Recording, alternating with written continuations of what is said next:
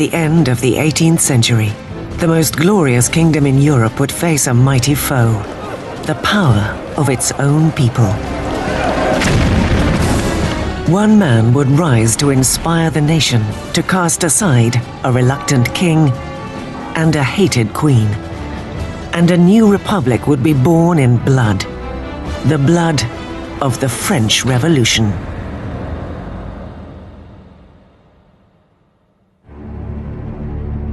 (1794), the Conciergerie prison in Paris. An impenetrable fortress on the banks of the Seine. Dank, rat-infested, it is known as Death's antechamber. Inside, what was once the voice of the nation is about to be silenced. As his hair is shorn and his neck laid bare for the blade of the guillotine, Maximilien Robespierre is about to be fed to a monster of his own creation. The French Revolution has reached its pinnacle of violence. The French Revolution is this extraordinary moment when people began to believe that you could actually recreate almost everything in a society, that you could not only change the politics, the institutions, but you could change human nature itself through political action. The French Revolution really does constitute the crossroads of the modern world where everything begins to turn in a different direction. The revolution saw a feudal land turn its back on aristocratic tradition and chart a violent new course towards the future.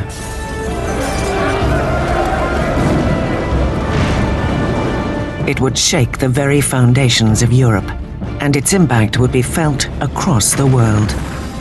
The French Revolution is the most important event in Western history. There are developments that can rival it, like the Industrial Revolution, like capitalism, but if you mean an event, I can't think of anything more important. It was the revolution that upset things the most. I mean, again, when you consider that it got rid of the Catholic Church, it got rid of Christianity, it got rid of the nobility, it got rid of the king, it got rid of all these things.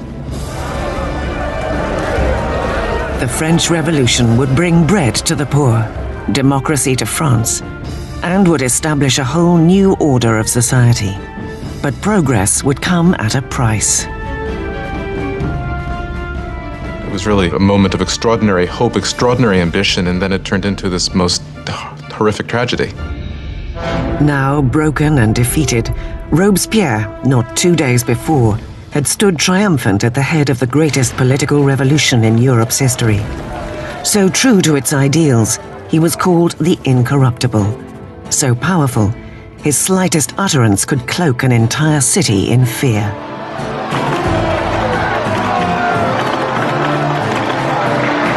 A master orator, Robespierre's words were his weapons. Now, silenced by a bullet to the jaw, he awaits the same swift and brutal end that he has ordained for so many others. The French Revolution is about to devour its chief architect.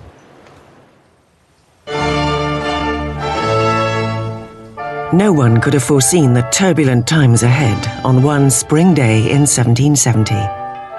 The Chateau of Versailles is packed to its gilded rafters with the glittering crowds of the royal court. Completed in 1682, Versailles was the vision of King Louis XIV. To put some distance between himself and his subjects, Louis XIV removed himself from Paris and established a new residence at this small town 12 miles west of the capital.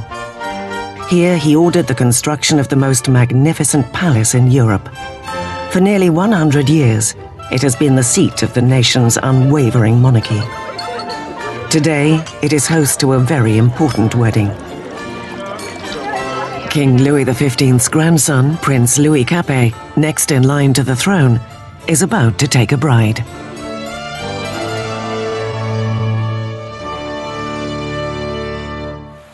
Just 15 years old on the eve of his wedding, Louis Capet is bashful and hesitant, with few of the characteristics expected of a future king. Louis was this pudgy, shy, painfully inadequate 15-year-old with absolutely no social graces at all. Louis XV's mistress, Madame du Barry, called him a fat, ill-bred boy. Basically, he was just a schlub. It was very hard for Louis to come to decisions. He dithered incessantly. He was always ready to be persuaded by the last person he had talked to. Again, those are usually not considered good leadership qualities. Louis's marriage is a political union between Austria's royal family, the Habsburgs, and his own, the Bourbons. The wedding symbolizes the end of an ancient rivalry and the birth of new alliances. The young bride-to-be arrives in France, a wide-eyed and pretty 14-year-old girl, Marie Antoinette. Marie Antoinette is an Archduchess of Austria. She's the youngest daughter of the Empress Maria Theresa. And she comes to France as part of a marriage deal which represents a great reversal of alliances, whereby for the first time in living memory, France and Austria become allies rather than enemies. Marie Antoinette comes to France as a political gesture, but as a teenager, she has little interest in political affairs. Well, when Marie Antoinette came to Versailles, she was very young. She didn't know a great deal about the country she was coming to. She didn't know about the customs. She didn't know about the court. She was certainly a headstrong girl, a very lively girl, but she was still a girl. When Marie Antoinette comes to Versailles, she is just a teenager. She is 14 years old, blonde, with blue eyes. She is pretty. She likes being attractive to people, and she comes with the intention of winning over her husband and her new family. On the night of the wedding, there is an ominous storm. But inside, the grandeur of the ceremony lights up the palace as the newlyweds make their way to the royal bedroom. In a ceremony that symbolically ensures the conception of an heir, the king's courtiers are present as the awkward young couple is presented in the marriage bed for the first time. The crowd is delighted and expectations are high. But once the curtains are drawn, it's clear that an heir will not be so easily produced. Louis was not only not interested in ruling, Louis wasn't particularly interested in loving either, and he paid her no attention on the first nights or even further into their marriage. Many years will pass before the marriage is finally consummated. The lack of an heir will soon spark gossip across the kingdom that will plague the couple for years to come.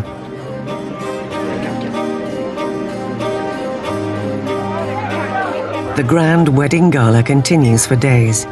But outside Versailles, there is less cause for celebration. Years of neglect by a royal government have left the French people deprived and hungry. 7 years earlier, Louis XV had lost the 7 Years' War, in which Britain had relieved France of most of her North American colonies. The ill-fated contest nearly bankrupted the country. France's coffers were nearly empty, even though its population was growing bigger every day. With diseases like the plague a distant memory, fewer people were dying, but more and more were hungry.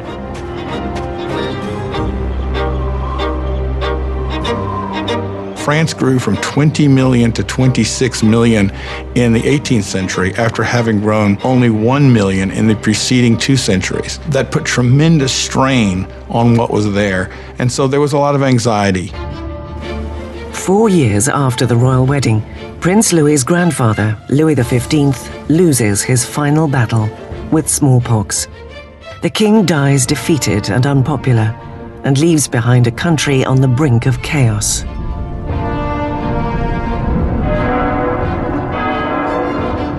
In a lavish ceremony, young Prince Louis ascends to the throne and is crowned King Louis XVI. Despite the grandeur of his coronation, Louis is aware that he is woefully unprepared for the job.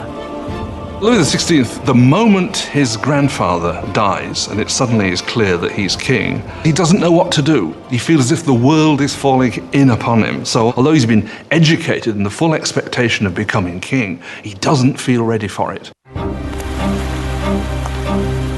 For a kingdom in crisis, Louis XVI is not the ideal pilot. The 20-year-old king prays, "Protect us, Lord, for we reign too young."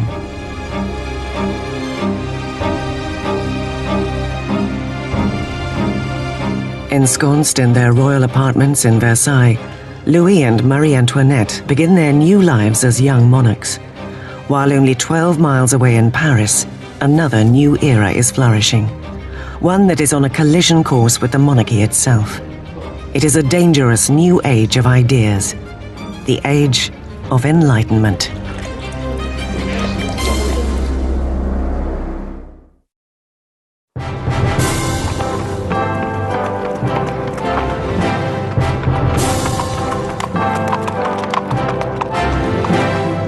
As the royal carriage approaches the prestigious Louis le Grand College in Paris, the crowds gather for a glimpse of pomp and celebrity.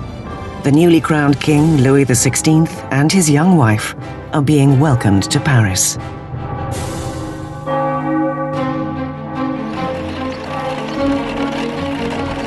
At the head of the welcome party is a promising young law student, Maximilien Robespierre. When Robespierre was a schoolboy, the king visited the college and Robespierre gave a Latin address to the king. So he actually spoke to Louis XVI when he was a teenager. As Robespierre respectfully delivers his Latin soliloquy, the king hardly notices the boy. But years later, their fates will again intertwine under very different circumstances. It was one of these rituals that take place in every school, and yet, of course, it was so charged with irony, because here you had the young Robespierre reading this discourse in honor of the man he would later kill. For now, the welcome is warm and the flattery effusive. But although the grandeur of the monarchy can still excite adulation and loyalty, parts of French society are beginning to question its role. Since the Middle Ages, French society had been divided into three classes, or estates, dictated by birth. There was a vast gap between the wealth of the first two estates, the nobility and the clergy, and the rest of France. During the 18th century, new thinkers began to use reason and science to challenge all such traditions. A new intellectual spirit of the age brings everything under fresh scrutiny, judging it according to criteria of rationalism and humanitarianism. France is alive with new discoveries and debates. It is the age of enlightenment. The Enlightenment is a movement which says don't trust authority, don't trust anything that you've been told by anybody else at all. Think it out for yourself, test it for yourself. In old regime Europe, you were told what to think. You were given information from above by your rulers, by your priests. And so the idea that you could map out all of human knowledge and then have access to it was revolutionary. In exclusive salons across Paris, aristocrats gather to discuss Enlightenment authors and the burgeoning age of reason. Voltaire, Rousseau, fresh voices who champion liberty, control of one's own destiny, and religious tolerance. The passion for this new literature is evident amongst the aristocracy. But as Enlightenment ideas trickle through all levels of society, the drive for equality will begin to threaten the aristocratic way of life.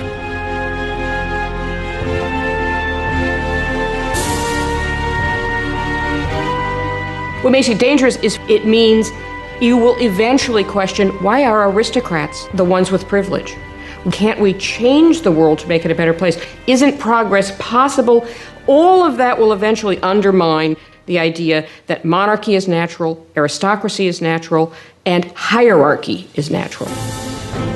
To see Enlightenment ideals in action, one has only to look across the Atlantic, where the Americans struggle for independence from France's nemesis, Great Britain. King Louis wants revenge for his grandfather's defeats and sees an opportunity in the American War of Independence. French military intervention costs the country 1,500 million livres, money raised from borrowing and taxing poverty-struck peasants. The enormous bill hastens an impending financial crisis.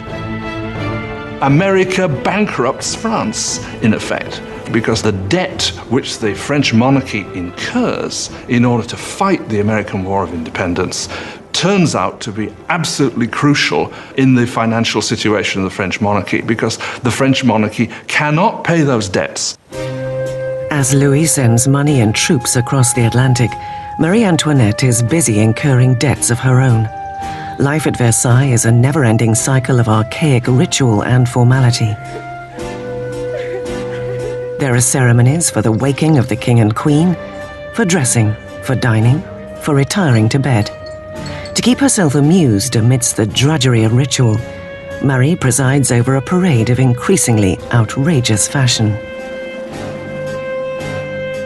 Marie was obsessed with fashion, especially these towering hairdos that were several feet high, that took hours and hours in the construction and fit all sorts of ornaments and fruits, and to many people they seemed like an obscenity. They came to represent what was all that was wrong with her and with Versailles and that culture.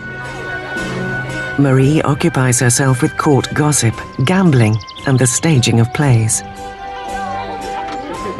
As her expenses accumulate, Marie earns herself a nickname. Marie is given the name Madame Deficit as the country is in economic chaos, and she continues to spend as if nothing's happened on dresses and jewels and shoes, and she was the Imelda Marcos of her day. In the popular mind, there is perhaps one way in which Marie Antoinette can repay the debt. In the 7 years since their marriage, Louis and Marie have yet to produce a child. Marie was finding herself in an increasingly precarious position.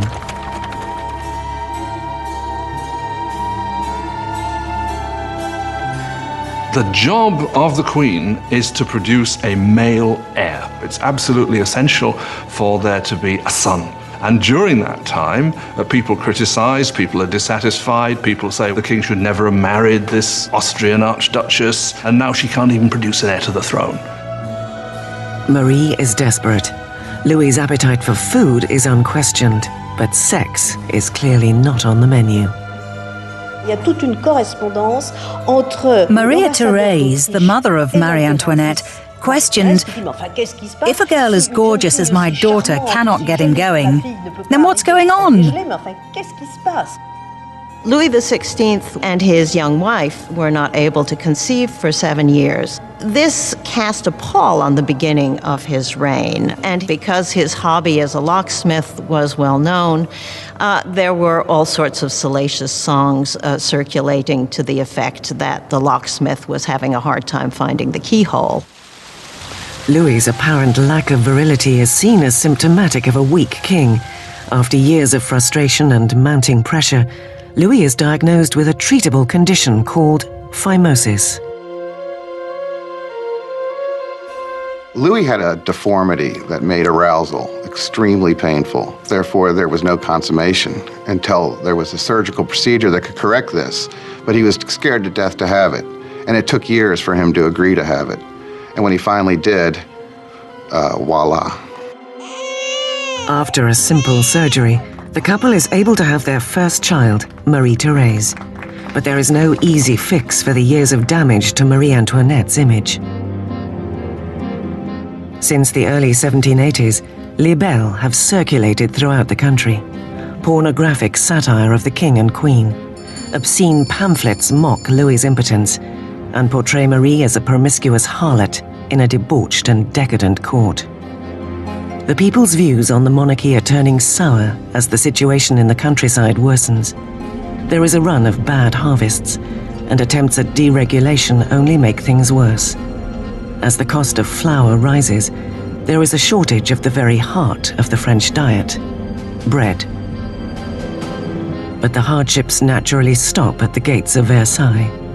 As the court continue to live in extravagance, grievances are committed to paper. One charge is leveled directly at the royal court. "Do you know why there are so many needy people?" it cried. "It is because your luxurious existence devours in one day the substance of 1,000 men." The man behind this charge is the same young man who, only a few years earlier, had eulogized the royal couple after their coronation, Maximilien Robespierre. His voice is just one amongst a growing clamor for change, for equality, and for revolution.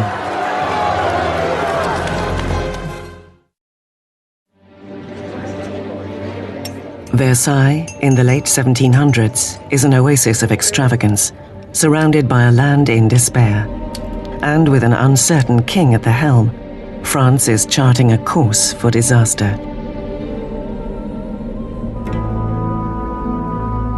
After 19 years of marriage, Louis has sired 4 children. Yet as a king, he remains impotent. As the financial crisis escalates, all the king can do is hire and fire a succession of ministers, none of whom have the answers. By ancient privilege, the nobility and clergy are exempt from taxation. And so as taxes rise to cover the government's mounting debt repayments, the burden falls heavily upon the poorest. To add to their misery, freakish weather arrives to decimate the harvest. If ever God intervened to make a situation worse, the summer of 1788 and the spring of 1789 is a moment when that happens. By the summer of 1788, you already have a burgeoning political crisis, and it's developing against a background of very serious food shortage. For the people of France in 1788, bread is the essence of life itself. Most ordinary people in France ate at least 2 pounds a day of bread. Bread was all important. Its price was immediately felt by everyone. If the price doubled, you were in big trouble. Under the financial mismanagement of Louis's government, the cost of bread skyrockets. Food supplies are hoarded by profiteers, and the cost of a loaf of bread can soon equal a month's wages.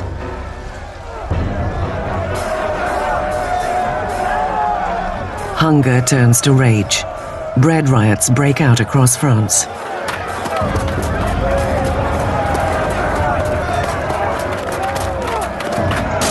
Bakeries are raided, and shopkeepers suspected of hoarding bread are lynched on the spot.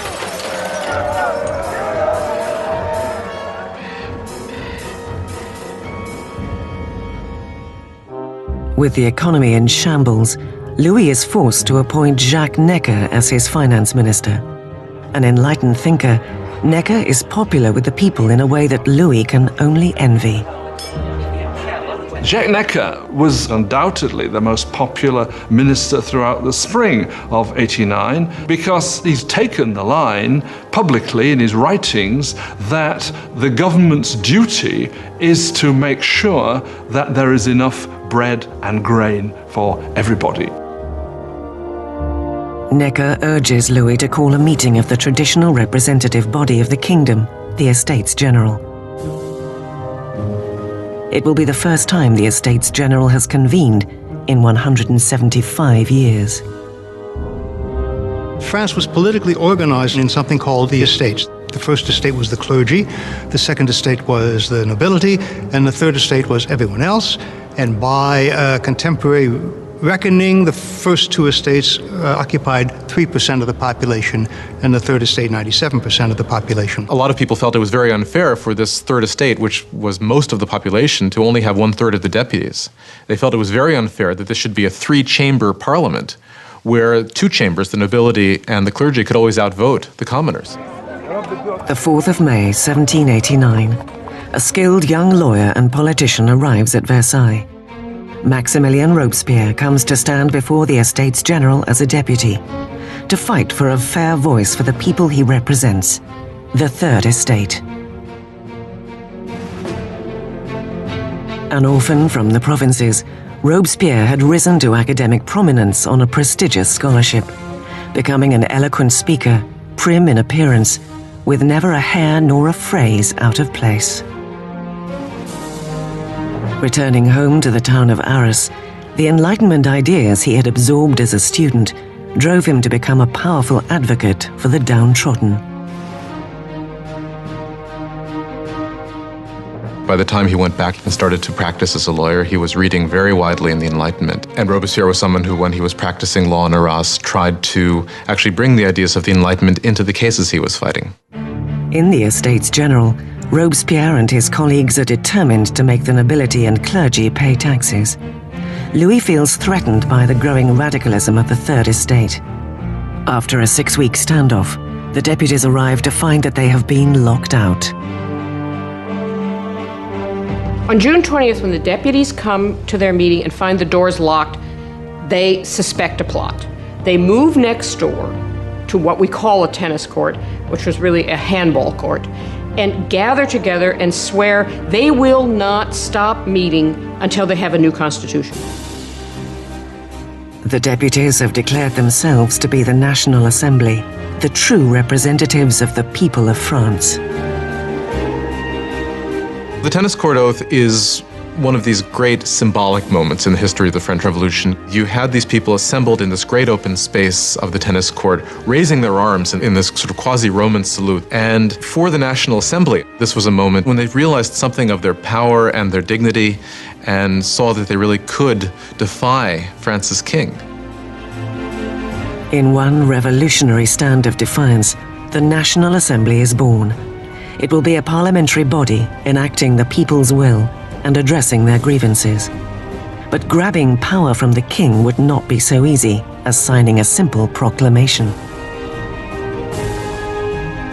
All of these early victories that take place at Versailles are largely paper victories, and they have no teeth to back them up. And the fear that happens, that takes over the deputies at Versailles as we approach mid-July, is that the king is gathering his forces to disperse them, to overthrow them. By July, 30,000 royal troops are taking position around Paris. To defend themselves, the people form a national guard. Les Invalides, the military hospital, is raided, and 28,000 muskets distributed. The only thing missing is gunpowder, but the people know just where to get it.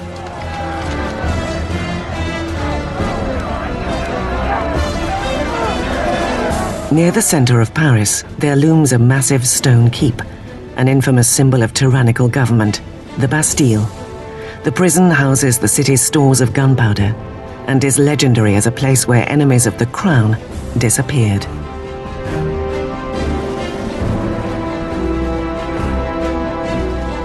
The Bastille had been the great symbol of royal despotism, the great symbol of the kings of France running beyond the just limits of their own power, a symbol of horror for the people of France. Amidst the rioting, news spreads that Louis has sacked his finance minister, the people's beloved Jacques Necker. The court holds him responsible for the revolt of the Third Estate. To the people of Paris, it appears their enemies at court are striking back. On the 14th of July, crowds band together, identifying themselves with a rosette, red and blue for the colors of Paris, separated by white, the color of the House of Bourbon. The tricolor is born. From the feverish crowd, a voice cries out, "To the Bastille!" Attacking the Bastille means that the people of Paris are saying, you cannot get rid of the new National Assembly. The people are acting, they're arming themselves, and they're basically saying, we take the side of the revolution. The governor of the Bastille, the Marquis de Launay, tries to secure the prison when he learns of the approaching mob. He mounts a hopeless defense with only 32 guards. The marauders storm the fortress and tear into the soldiers with knives and pikes. Finally, Governor de Launay surrenders, but the enraged mob engulfs him, dragging him into the streets. The jeering horde kicks and stabs at him until his pleas for death are answered. Before the end of the day, the mayor of Paris will meet a similar fate. A revolutionary tradition is born. De Launay's severed head is paraded on a pike to the delight of the crowd. Word of the bloody revolt quickly reaches the deputies at the National Assembly. Well, the deputies in the National Assembly do not immediately condemn this act of violence. In fact, they accept it. And it was this acceptance of popular violence that, in some people's view, created a pattern that was to have catastrophic consequences for the unfolding of the revolution. With the smoke still clearing over the Bastille, Louis XVI returns from a hunting trip. In his diary, under the date 14th of July, 1789, he writes, "Nothing," a reference to his unsuccessful hunt. Then an aide brings news of the fall of the Bastille. "Is it a revolt?" asks the king. "No, sire," he is answered. "It is a revolution." The victory at the Bastille marks a crucial moment in French history. The people had defied their king and won. There would be no turning back. As a symbol of the defeat of oppression, the people dig with their bare hands and tear apart the Bastille brick by brick. They are beginning to dismantle the past itself.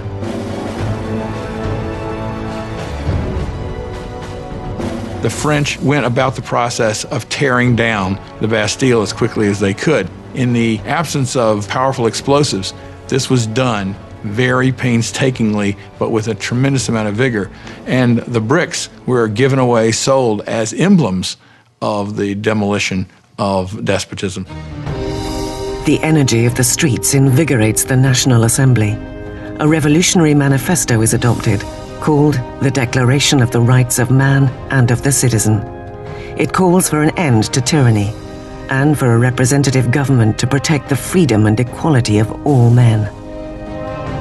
The Declaration of the Rights of Man was a declaration promulgated by the National Assembly, which said in its text that the sovereignty belongs to the people, it belongs to the nation. The king is nowhere mentioned in this document. Therefore, by issuing this document, the Assembly was effectively seizing power for itself. With the new National Assembly as their voice, the people of France set out to change the very fabric of their world. They demand a constitutional monarchy, equal rights for all men, and justice under reasonable laws. Robespierre demands increased freedom for the press, which had been muzzled under the old regime.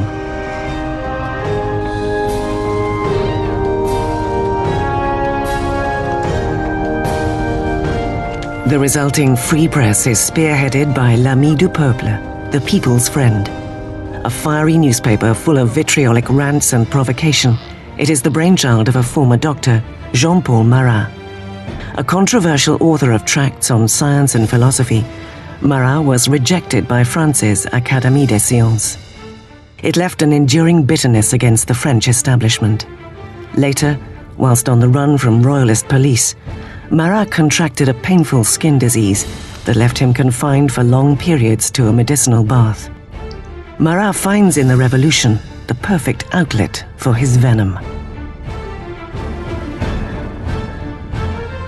Jean-Paul Marat was just one of these professional malcontents. And unfortunately, revolutions do offer opportunity to professional malcontents. Marat took all of that bile, all of that resentment, and funneled it into a newspaper that became extraordinarily successful, l'Ami du Peuple. Marat was a man possessed of extraordinary anger. You just have to read the pages of his newspaper, The Friend of the People, to see this. In every issue, he displays a complete paranoid mentality. He sees plots everywhere. Everybody is plotting against the revolution, and the answer is very simple for him. The answer is blood. The answer is heads. Marat loathes the monarchy's extravagance amidst the poverty gripping France, and needs only the slightest rumor to lambast the king and queen in his newspaper. On the 2nd of October, 1789, his anger boils over.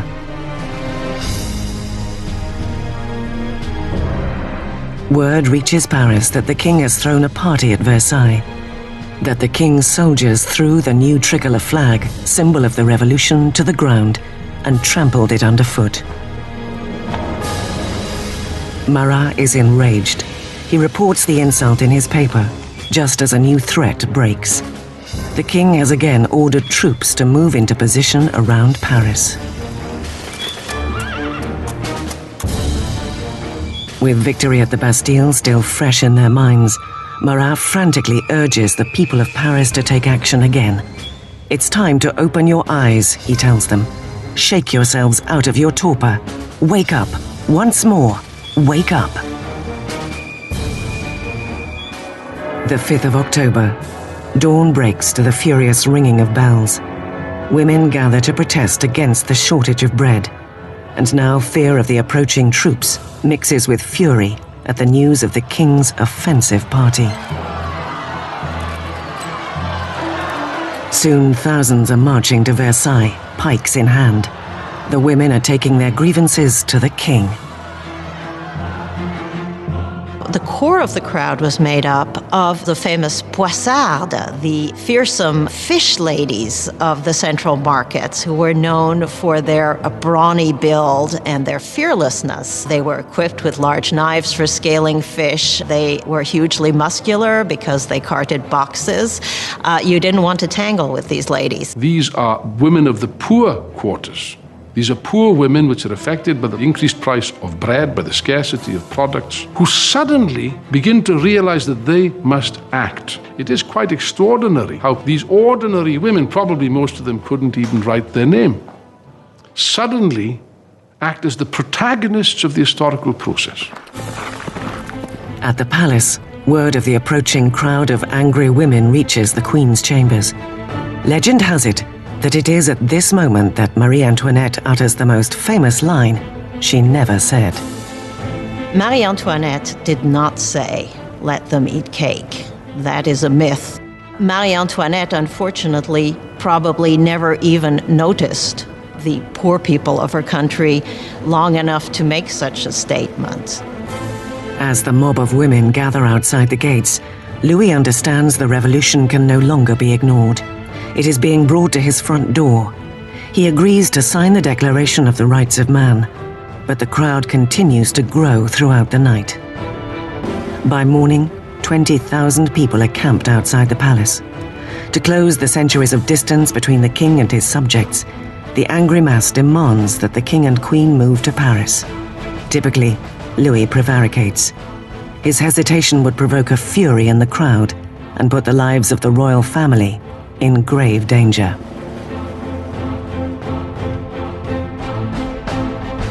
When they don't get instant compliance with what they want, it really looks as if they're going to massacre the Queen. The mob break into the palace, screaming for the blood of the Queen. They massacre guards, decapitate them, and stick their heads on pikes. They were like banshees screaming throughout the palace, "Give me her entrails, give me her head, I want a leg, I want an arm." I think that they had grown so frenzied that if they had encountered her, they probably would have torn her to pieces.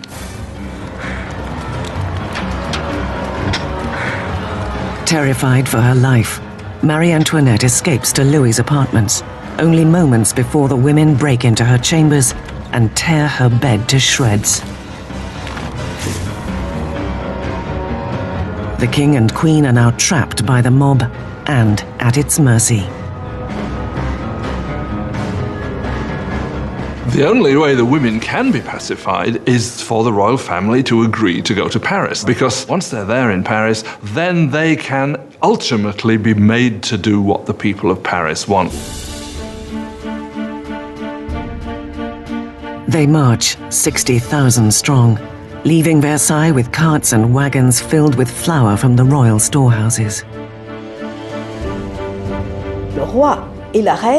The king and the queen were forced to go to Paris with the heads of their guards who had been massacred in the chateau.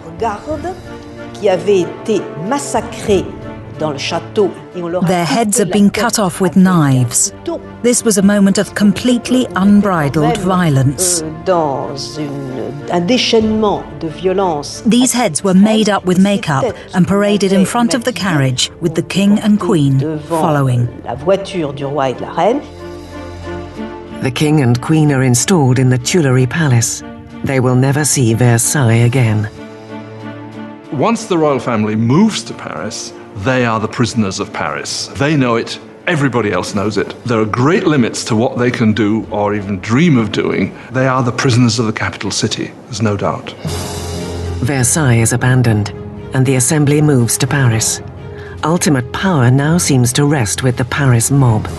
France will have a new democracy, new laws, and a new terrifying symbol of the revolution will make its first appearance: the guillotine.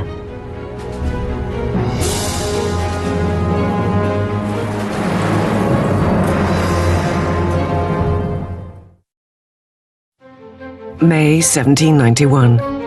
It is nearly 2 years since the royal family and the National Assembly have moved to Paris. Robespierre speaks often at the Assembly and at the Jacobin Club, a debating society named after the former Jacobin monastery where they gather.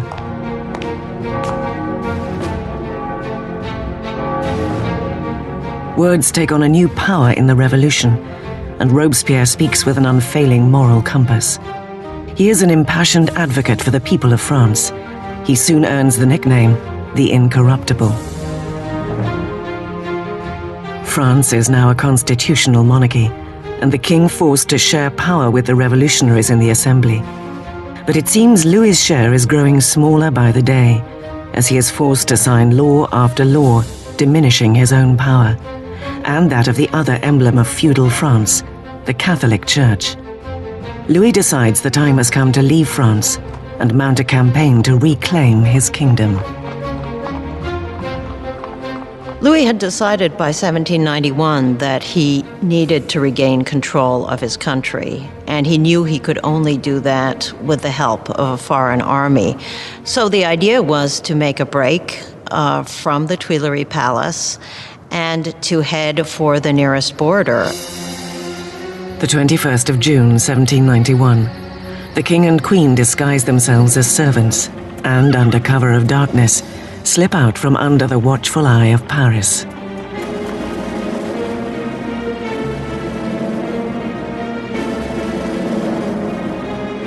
It is past midnight when they arrive in the small town of Varennes, 100 miles east of Paris. They are close to the border of Austria, safety just a few miles away. But they are about to run out of luck.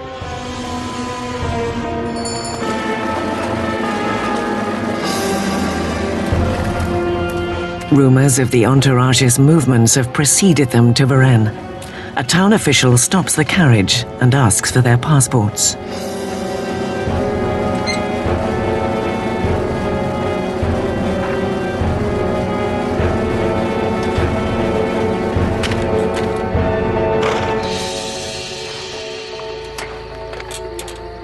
The official's suspicions are confirmed. It is the signature of the king himself. The townsman is overcome at the sight of his king.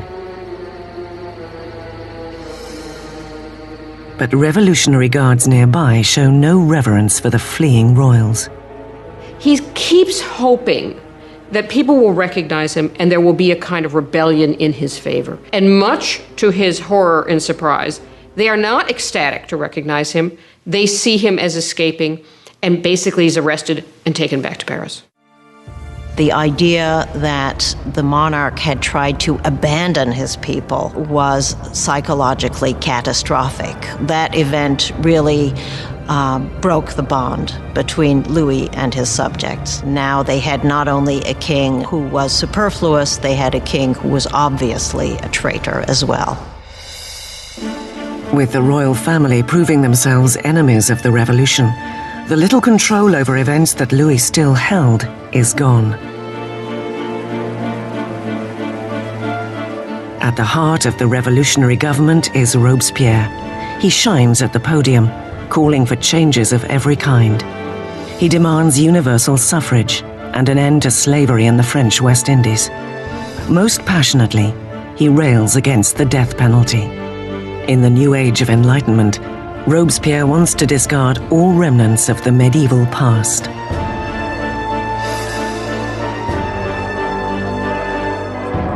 France had inherited a macabre repertoire of execution methods from its medieval past. Cruel, torturous deaths by drawing and quartering, hanging, drowning, and burning. Well, under the old regime, there was a whole panoply of very gruesome punishments, and decapitation was punishment reserved for the nobility. And one of the things that the revolution wanted from the start was to have everybody equal in death. They wanted symbolically to have the same punishment available for anyone. Despite Robespierre's opposition, a new killing machine takes center stage in Paris. Dr. Joseph Guillotin, a physician, proposes a new decapitation machine. Beheading, he argues, is a humane method of execution. A swift slice of steel delivers a quick, painless death. Dr. Guillotin describes his new device to the Assembly. The mechanism falls like thunder. The head flies off. Blood spurts. The man is no more. Always a supporter of bloodshed, the journalist Marat prints an enthusiastic rant in his paper, announcing the device's new name, guillotine. It will soon earn another nickname, the National Razor. The French revolutionaries believe in humane values. They believe that unnecessary suffering should not be caused. And what they like about the guillotine is that it is quick, it's efficient, and as far as we can tell, although no one has returned to tell the tale, it's painless. The guillotine will silence the revolution's internal enemies. Anyone suspected of plotting to return the king to the throne. But it's the enemies surrounding France that most preoccupy the Assembly. There is a growing fear that aristocrats and royal princes who fled to Austria are preparing to launch an armed counter-revolution. The Assembly calls for a preemptive attack, a declaration of war on Austria. Robespierre argues against it. Robespierre is one of the lonely voices who is opposing war because he thinks the enemy will win. Robespierre is afraid that the country isn't ready, hasn't got an army that would be able to defeat the enemy. The enemy might therefore come in and destroy the revolution. Robespierre loses the debate. In April 1792, the Assembly declares war on Austria against a country ruled by the family of Marie Antoinette. A nationalist fervor grips the country. Robespierre and his supporters suspect that the king hopes France will be defeated, which will end the revolution. There is also word that Marie is corresponding with her relatives in Austria, with the enemy. They suspect she is giving away French troop movements in a plot to undermine the war effort. All the while, the king and queen feign adherence to the revolution.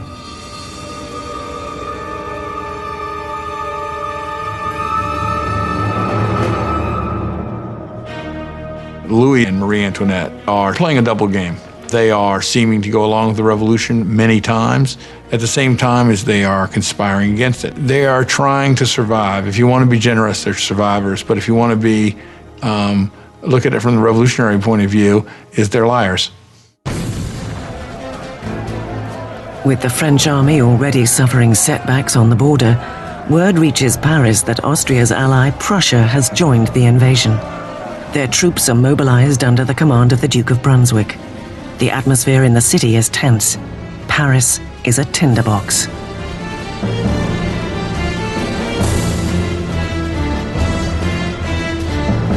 And then, the Paris papers print a letter from the Duke of Brunswick.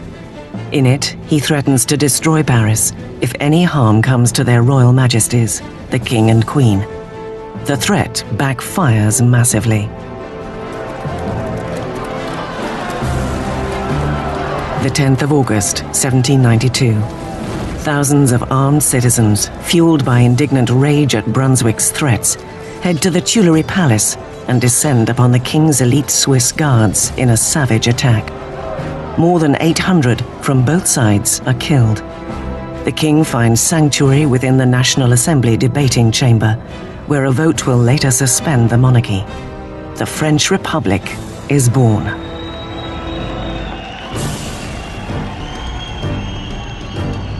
The blade of the guillotine is christened with the blood of Louis's remaining guards, and Robespierre, once a staunch opponent of the death penalty, has had a change of heart. The birth of the new republic can only begin with the death of a king.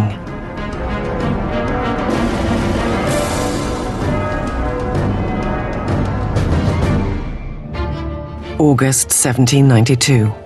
With the king deposed and imprisoned, Robespierre and his Jacobins are locked in a battle with the moderates of the Assembly, the Girondins, for control of the national government. But on the streets of Paris there is a new radicalism. It is led by the artisans and working men of Paris. Recognizable by their long trousers, in contrast to the knee breeches or culottes worn by the aristocracy.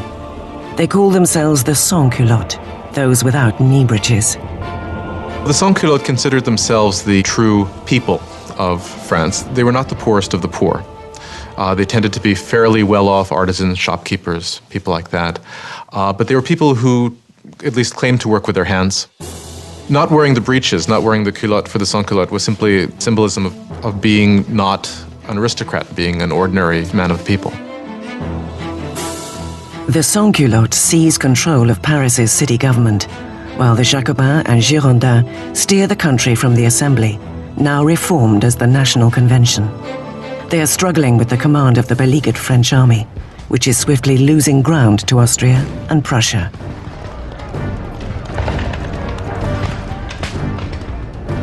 While fighting back enemies at the border, the revolutionary government cracks down on enemies within. Royalist traitors who might deliver Paris into the hands of the invaders. More than 1,000 people are arrested and herded into prison. Priests, journalists, ordinary men and women. Robespierre concentrates on the internal crisis, but his ally, the Minister of Justice, Georges Danton, motivates men, young and old, to join the war on the frontier. He is gregarious and flamboyant, everything that Robespierre is not. Soon, Danton's name is heard throughout Paris. Danton is a bigger-than-life character, a man full of life, full of bombast, a tremendous drinker and debaucherer who, though he's from the educated classes himself, is a guy who, unlike Robespierre, can physically identify with the working people in a way that Robespierre simply cannot. As the Prussians close in, Danton's fiery rhetoric mobilizes the people, inspiring many to enlist. At one of the moments of greatest peril for the revolution, the Austrian and Prussian armies are invading. He gets up in front of the people of Paris and shouts, "De l'audace, encore de l'audace, toujours de l'audace, et la patrie est sauvée." Boldness, more boldness, forever boldness, and the fatherland is saved. He's really one of the people who manages to rally the country against the invader. It's an extraordinary moment. With so many able-bodied men leaving for the front, Paris is left defenseless, its jails bursting with political prisoners. A fear takes hold that the prisoners will be impossible to contain. Marat's paper will later be blamed for inciting the horrific events that follow.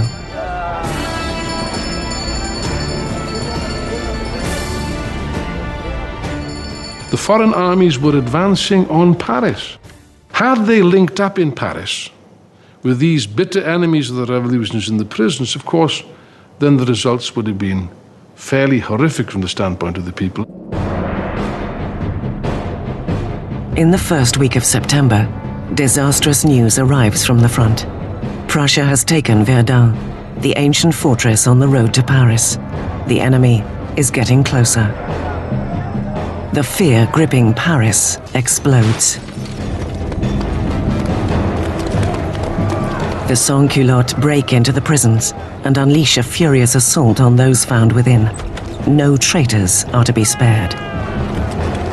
And the sans-culottes went to the prisons, particularly the prisons where refractory priests were being held, where nobles were being held, where political prisoners were being held, and they started carrying out their own impromptu trials that were very short and that very often simply ended with slaughter.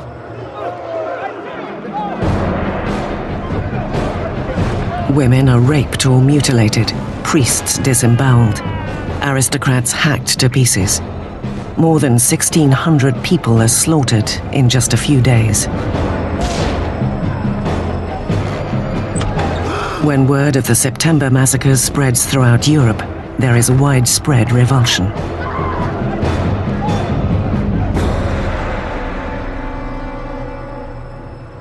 Across the Channel, the London Times gives voice to the general horror. The newspaper asks, are these the rights of man? Is this the liberty of human nature? The most savage, four-footed tyrants that range unexplored Africa rise superior to these two-legged Parisian animals. The revolution has turned a corner. Even Robespierre understands that things have gone too far, that the people cannot manage the revolution on their own. They need guidance. The incorruptible rises to the forefront. as the man who can lead the revolution.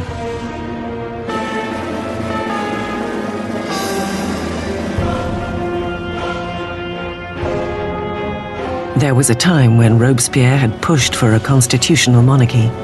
He now believes the king is too potent a symbol to the enemies of the revolution. A momentous decision is made. France will put its own monarch on trial. With the verdict a foregone conclusion, the only debate left is punishment. The moderates, led by the Girondins, call for sparing his life, which isolates them in the convention. The Girondins really crystallized as a faction in the convention over the debate over the king, because they, while they certainly wanted a republic, they were less sure that the king should actually have to die. But the debate is dominated by the Jacobins, who call for blood. Why did the Jacobins want to kill the king?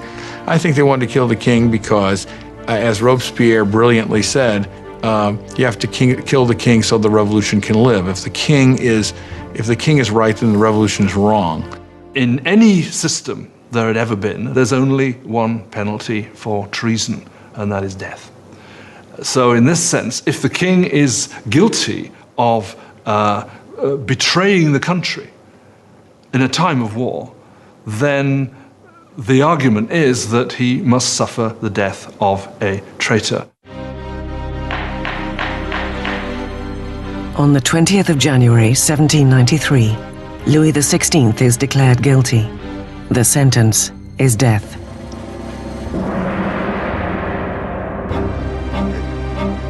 That evening, Louis is briefly reunited with his family. Calm in the face of their tears, he promises to return the next morning to say a final goodbye.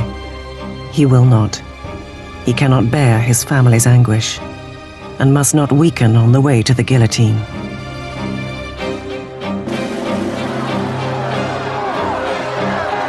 In the morning, a closed carriage brings Louis to the scaffold, and he calmly makes his way to the blade.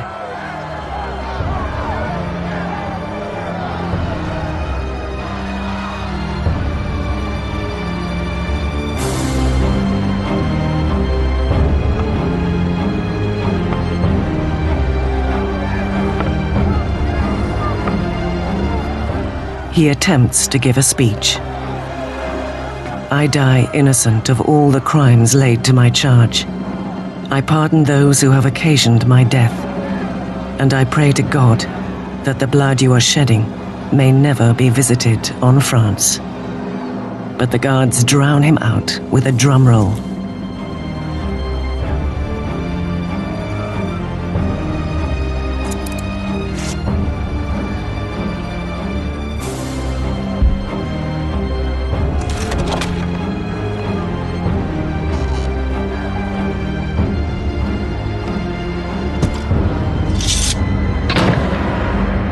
At 10:22 a.m., the king is no more. In the Temple prison, Marie Antoinette hears the cannons fire, announcing the death of her husband. She collapses in despair. The king is dead, the Jacobins victorious. But soon the enemies of the revolution would claim a victory of their own. Their target is the most extreme of the Jacobin spokesmen, Jean-Paul Marat.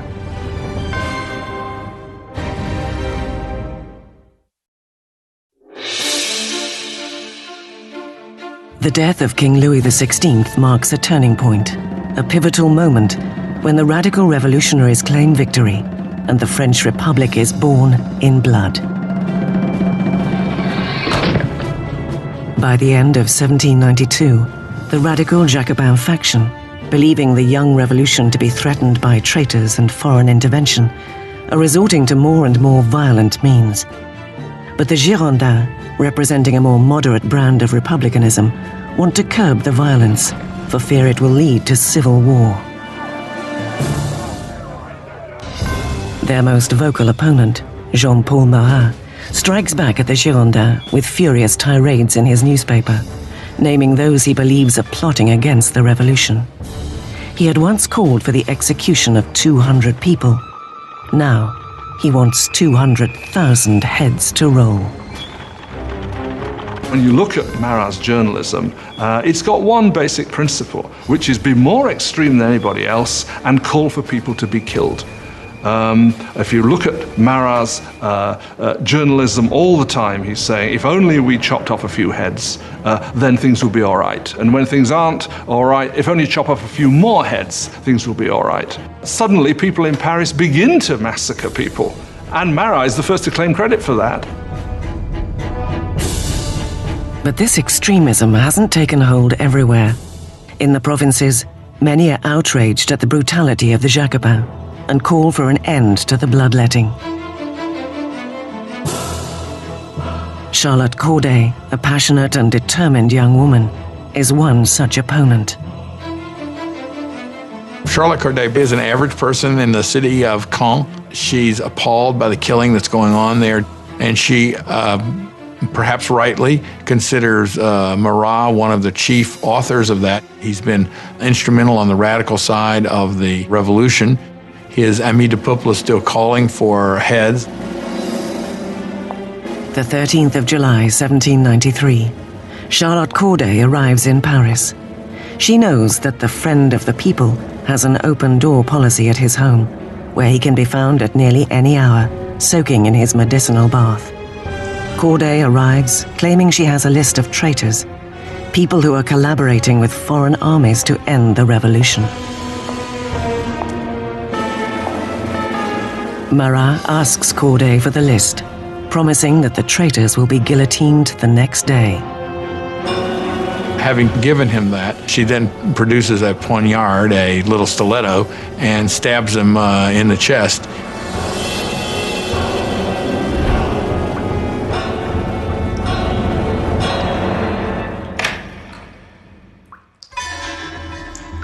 Marat is dead. The self-proclaimed wrath of the people has been silenced. The revolution has its first martyr.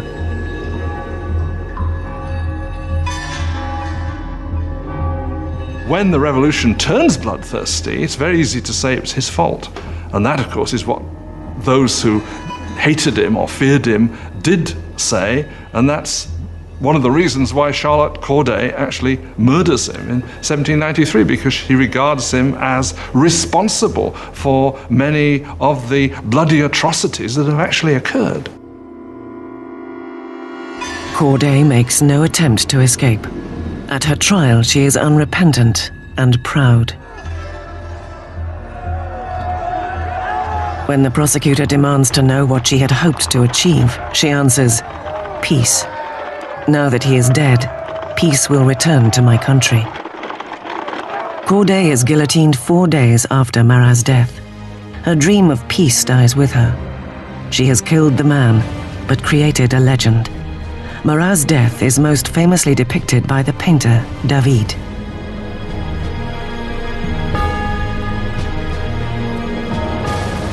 He became a martyr. He became a kind of almost religious figure. You had people offering up prayers that went, "Heart of Jesus, Heart of Marat." You had these scenes at his funeral where the bathtub in which he was murdered was sort of put up on the altar, almost as if it was a kind of crucifix.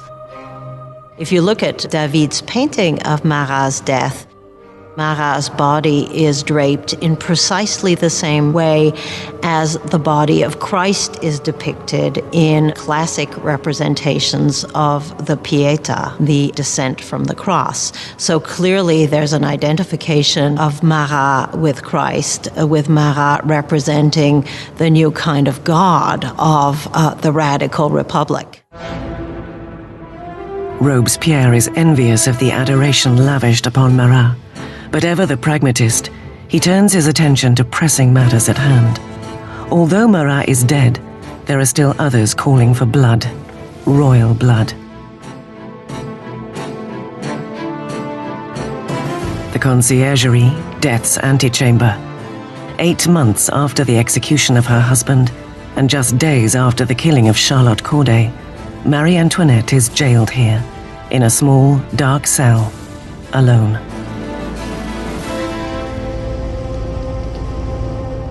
One of the worst things that happens to Marie after the execution of Louis is her children are ripped away from her. Her children were the most important thing to her, and she knew that her son was going to be subjected to terrible abuse to make him forget that he was ever royal by these revolutionaries. And it turns out she was right. It only took a couple years after that her son died of terrible neglect and abuse. The once vain Marie Antoinette is only 38 years old, but events have aged her beyond her years. Marie Antoinette had been a very pretty woman, elegant, until the Revolution. And from 1788-89, she got thinner, her hair went white. She abandoned all her pretty coquetry and her pretty things. She got very, very thin. When she arrived for her trial, she was unrecognizable. On the 15th of October, Marie Antoinette is put on trial, accused of high treason. Most of the evidence offered is salacious and vengeful rumor. A final charge is added to the list. She is accused of incest with her son. At this, Marie stands to defend herself.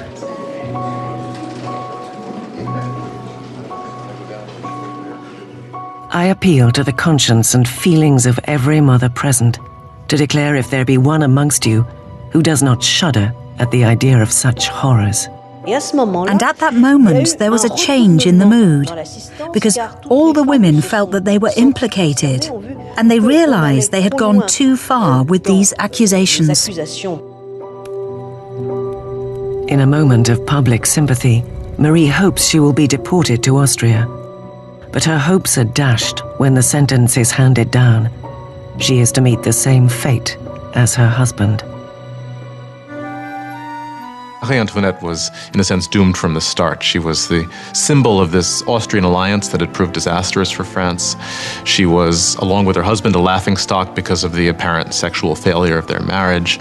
And she was a symbol of court culture at a time when people were coming to see the court culture itself as something completely corrupt and terrible for the country. So for all of these reasons, she was hated like no queen of France had ever been hated before. She was loathed, she was reviled. From her cell, she writes a final letter, bidding farewell to her children and family, promising to be brave. Her long grey hair is cut in preparation for the blade.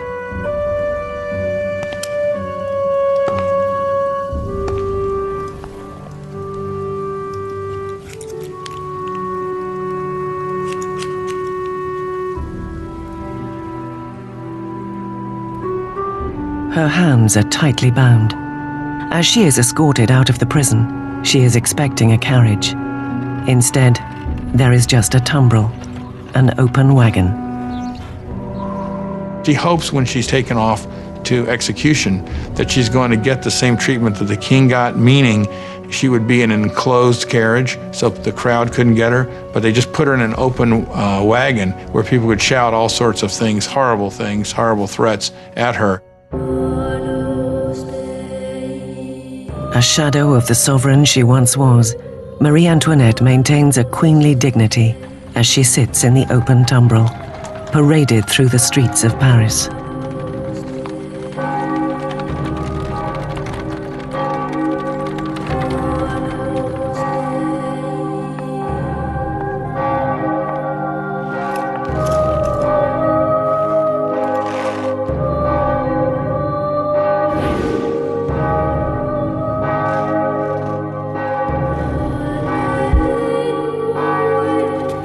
Her name and the charges against her are read out.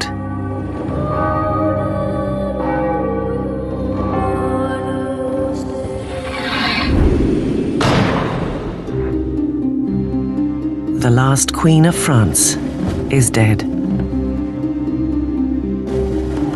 2 weeks later, after countless more executions, a member of the National Convention notes the pointless waste of life, as one colleague after another falls victim to the guillotine. The revolution is like Saturn, devouring its own children, he says. Danton sniffs. Revolutions, my friend, cannot be made with rose water. The bloodshed has only just begun.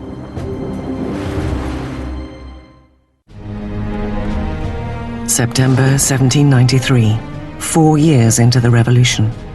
France is being torn apart. There is violent insurrection in the provinces and huge losses in the faltering war against Europe.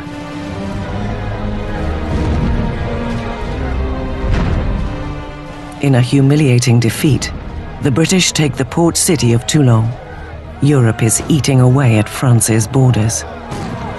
France is the single largest country in Western Europe. It's the most populous country in Western Europe. It has been the great military power. And of course, when it entered into the revolution, a lot of its traditional enemies and also a lot of its traditional allies thought, aha, this is our chance to, not to carve a piece off of the actual territory of France, but certainly to enrich ourselves at its expense and to weaken it permanently. France is isolated in the whole of Europe. It's being blockaded by Britain. It's being attacked and invaded by Austria and by Prussia. The people of Paris are seized by a fear that the victory of the counter-revolution will lead to a bloodbath. Danton and Robespierre, the star orators of the National Convention, realize that only drastic new measures can save the revolution. They convince their colleagues to institute a new form of martial law. It is time for all Frenchmen to enjoy sacred equality, announces Danton to the convention. It is time to impose this equality by signal acts of justice upon traitors and conspirators. Make terror the order of the day.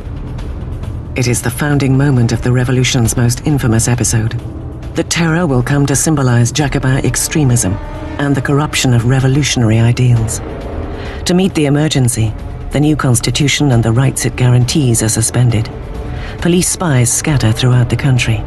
Anyone suspected of counter-revolutionary activity is rounded up, quickly tried, and executed. The Reign of Terror was conceived as an emergency government. What they understood by terror was striking terror into the hearts of the enemies of the Republic, so that they would be either scared straight, as it were, or arrested and disposed of. The slightest suspicion can send anyone to the scaffold. Politicians who say a kind word of the extinguished monarchy, anyone who uses the formal monsieur or madame instead of the new form of address, citoyen, citizen. Informers are everywhere.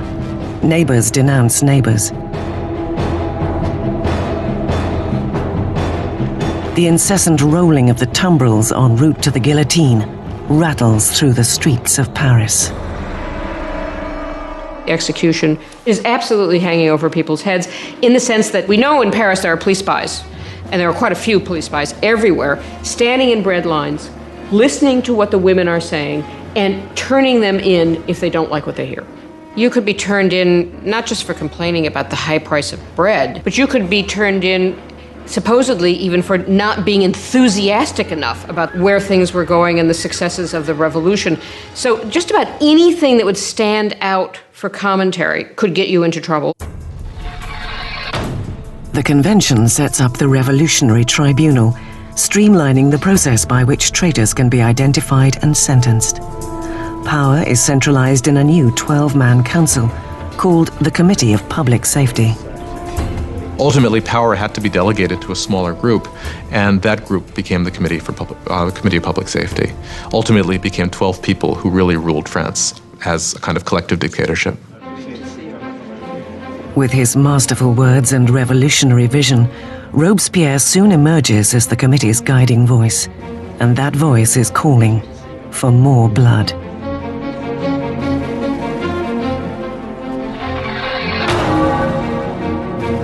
One of the paradoxes in Robespierre's political life is that he very early on is a passionate opponent of the death penalty. And of course, this is thrown back in his face later when he becomes an equally passionate proponent of terror and the guillotine.